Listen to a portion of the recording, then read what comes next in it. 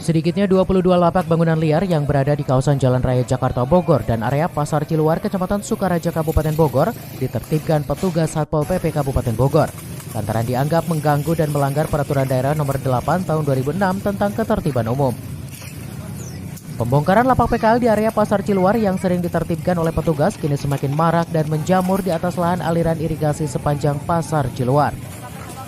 Kabid Tibum Satpol PP Kabupaten Bogor Teguh Sugiyarto menegaskan, puluhan lapak PKL yang dibongkar Satpol PP sebelumnya sudah melayangkan surat peringatan dan himbauan kepada para pedagang, namun tidak diindahkan.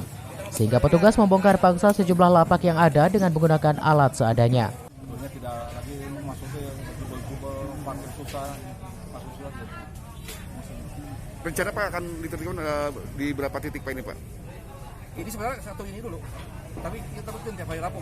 Rabu kita muter di seluruh pasar yang ada yang milik Pemda. Ini pasar plat merah lah jadi. Kalau masalah dibongkar nggak apa-apa Pak. Dan memang kewajiban petugas lah meninggalkan di kaki 5. Benang aja dibongkar juga, nggak apa-apa. Sudah berapa bulan Pak jualan di sini? Udah lama, udah sekitar 10 tahunan. Sebelumnya ada pemberitahuan belum Pak? Udah ada setiap 3 hari. Oh, ada pemberitahuan. Ya bagus lah, jadi merapikan tempat-tempat di pasar di tidak umum.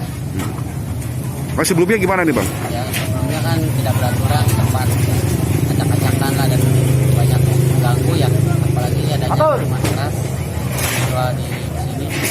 Jadi banyak laporan warga yang lain, baik RW 1 atau 2 yang terganggu lah karena takut dan juga meresahkan.